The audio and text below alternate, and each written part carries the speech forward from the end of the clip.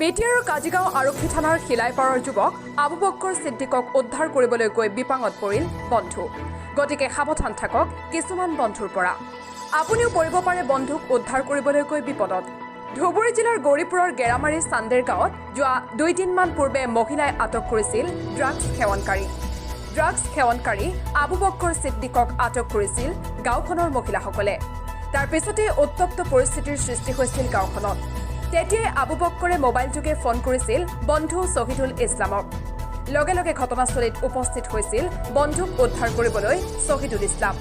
বন্ধুক উদ্ধাৰ কৰিবলৈ যোৱাটোৱে যেন কাল হৈ পৰিল শ্বহীদুল ইছলামৰ বাবে।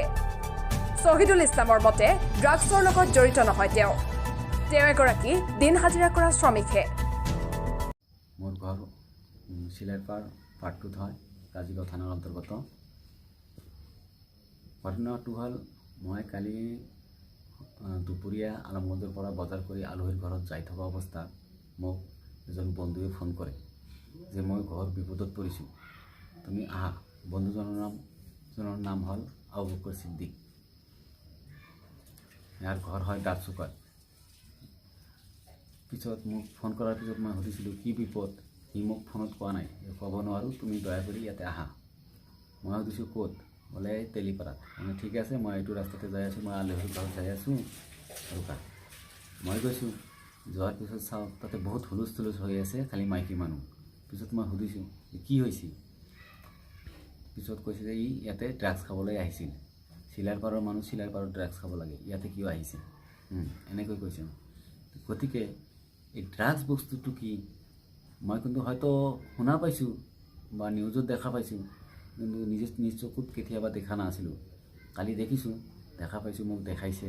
পিছত মোক কৈছে যে এজনক চিনি পোৱা নেকি? মই আমাৰ ঘৰ শিলাইপাৰ, ইয়াৰ ঘৰ হ'ল দাৰচুকাত, সেইকাৰণে চিনি পাওঁ। আৰু মই এনেকুৱা বন্ধু বুলি পৰিচয় দিয়া নাই।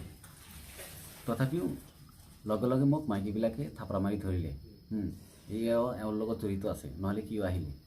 মই কৈছোঁ যে চাওক, মোৰ গাড়ীত চামান আছে, খৰচ আছে, মই খৰচা কৰিম। মই আলহী বেমাৰী চাবলৈ যাই আছোঁ।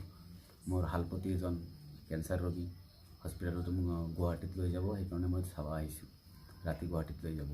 সিহঁতে মানা নাই, বহুত বিনম্ৰ অনুৰোধ কৰিছোঁ, মানা নাই।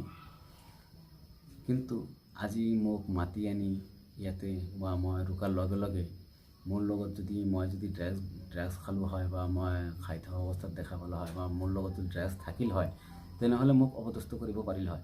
কিন্তু আজি মোৰ লগত কিবা পোৱাও নাই, মোক দেখাও নাই। তাতে খাৰা হোৱাৰ লগে লগে সিহঁতে কৈ আছে যে মই ইয়াৰ লগত জড়িত আছোঁ। এনেকৈ মোক অপদস্থ কৰিলে। এই উচিত বিচাৰটো মোক লাগে। মোক কিয় অসন্মানী কৰিলে, মোক সন্মান কিয় হানি কৰিলে, এই উচিত বিচাৰটো মোক লাগে।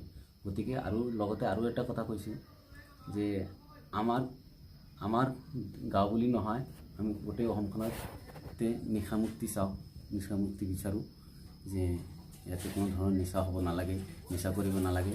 গতিকে আৰক্ষীৰ ওচৰত এটাই অনুৰোধ, যদি সি সঁচাই ড্ৰাগছ সেৱন কৰিব গৈছিল বা ড্ৰাগছৰ ব্যৱহাৰ কৰে, উচিত তদন্ত লৈ তাৰ বিচাৰটো কৰিব লাগে।